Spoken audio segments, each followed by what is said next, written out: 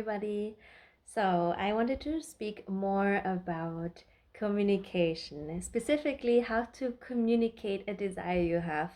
And here a little backstory. So, I was not always really comfortable with sharing my desires and what I want. I always kind of assumed that the other person just knows, specifically in like a dating constellation or in a relationship. Oh, my partner, if he would really love me, he would know. Or if he would really care about me, then he would just know what I need.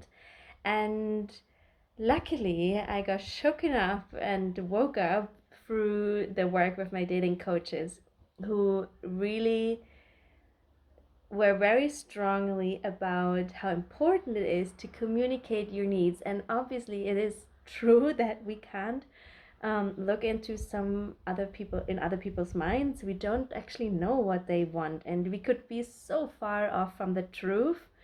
And we also set people up for failure, and we set our most important person in our life, our partner, up for failure because we don't communicate well. And what I also feared often is that I would upset them, and I oftentimes was struggling with um, maybe coming across maybe bad, or I didn't really know how to lead a conversation so it wouldn't end in a big mess or in a fight or an argument or my opposite the opposite person feeling upset and not really hearing me. So I totally turned this around and was able to successfully lead difficult conversations and specifically my desires in a relationship and what I needed in a partnership by following a formula. And my former dating coach, she called it the feminine way of communication. And I love it because it so speaks to also um, who I am, and I got so much better results just because of a simple formula that I will share with you in a moment to yeah get across what you need, feel heard and seen, and even be provided what you need. Because the truth of all is that mostly our partners want to step up and be there for us, and they want to know how to win with us. And it is incredible when you share that with them. Um, so I'll show you how to set communication level, your communication to a whole different level if you too struggle with that. And I hope that you get some golden nuggets out of this. First step to this, before we really start with the communication piece, and that's crucial, is to understand what you feel. So I would actually make this a practice. I would wake up and tune in and take a bit of time and understand, like, how do I feel currently, and at the end of the day, or sometimes I have little check-ins in a day with myself and identify what I currently feel and if there's anything I need that would, for example, make me feel better or happier or whatever the situation is. Um, so let's assume I had a desire with my partner that, for example, I'm having a desire of more connection. Then my previous me would probably blame the person and go forward with, you never spend time with me. So this goes in a blaming direction and is nagging and will not be received well by your partner. But what will be received is, first of all, me understanding, taking a little bit of time and feeling that, oh, I feel sad actually. I feel disconnected. I feel distant. I feel whatever. I'm out of examples, but like you understand what I mean. So I would sit back and just be with myself in the moment and realize what I feel. I haven't said anything at this point to my partner yet. As the next step, and also done in solitude, is understanding what I would like to do about it. Like, what is the best possible outcome? What do I want?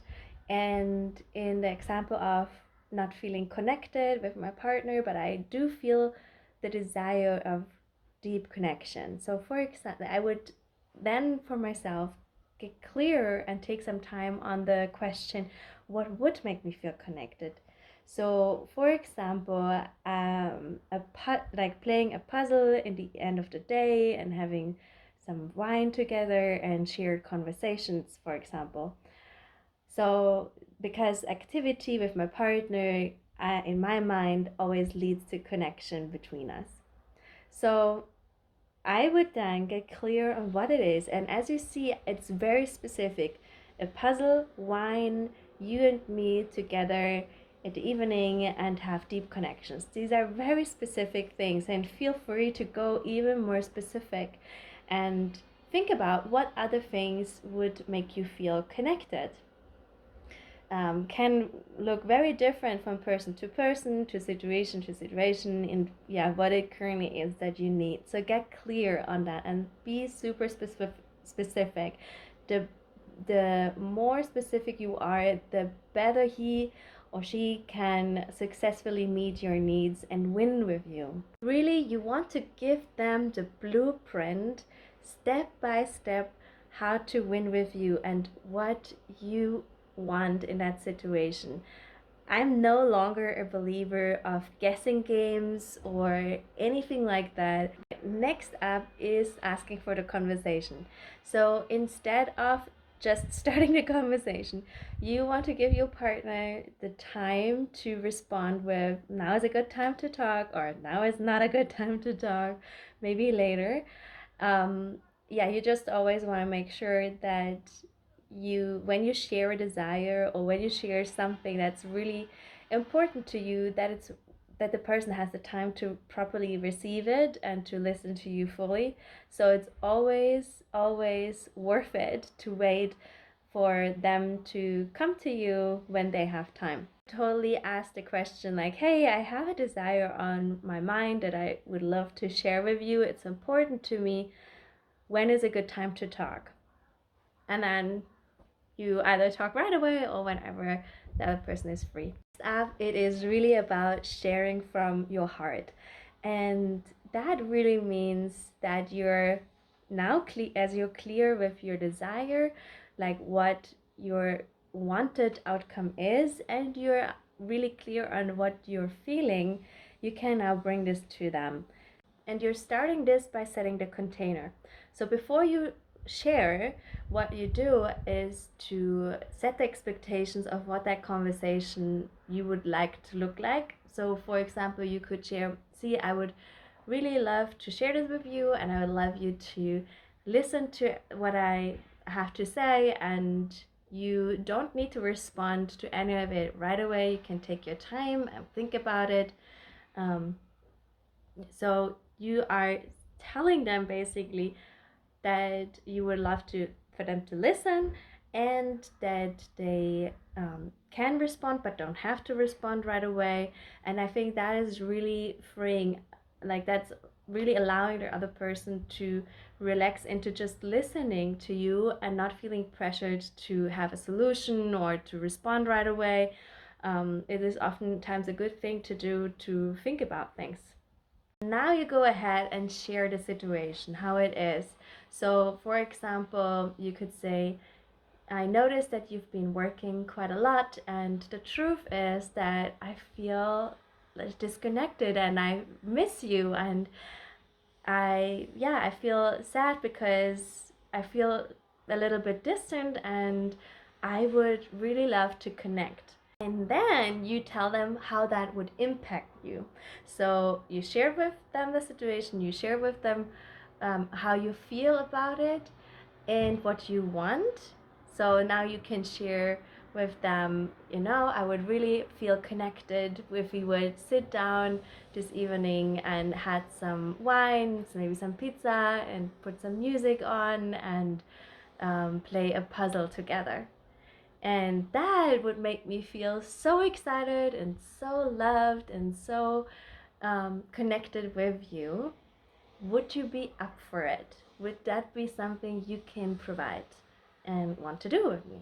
I kind of went ahead actually and already added the next step, and that is the important question: is that something you can provide, or is that something you can do and are feeling open to do? And again, you can encourage them saying, think about this, like take your time.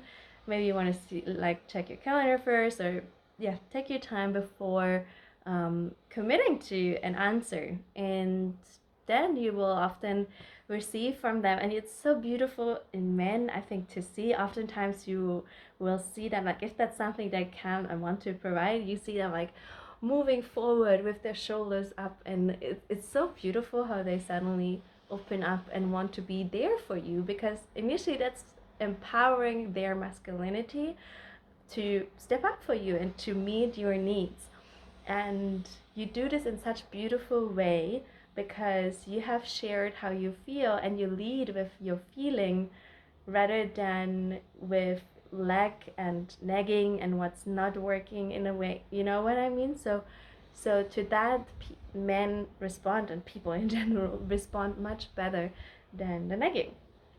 And yeah, so still you want to give them the freedom to say no, or to think about it, or yeah, to, you want to ask if that's something they can do, and not assume that they would like to do that, because the truth is, maybe realistically, they can't provide that. Maybe they're in a meeting and then they would share with you, I can't do that tonight, but let's plan it for the day after. So just yeah, I think that is again another way to set the conversation up for success. That's it. That is sharing a desire in a feminine way, in a way that is well received, specifically by men, and how you feel heard and seen in that conversation. And also, I want to empathize really strongly also on always sharing how that would, like, them stepping up for you, how that would impact you, what that would make you feel like, because then they see, oh, if I do this, we're getting to these results. And I think there's nothing greater for a man to understand what he can do for you and what impact that has on you, because again, we can't see in each other's minds. So it's important for us to see, like, to have that transparency, and for men to understand what their actions lead to. It's very beautiful masculine behavior, because you encourage them to feel masculine in that conversation. All right, and in the next video we will talk about how to communicate your boundaries, and then I think I'll make another video as well on, like, conflict resolution. So if you're interested, you can join me for those, and I'll see you in the next videos. Bye.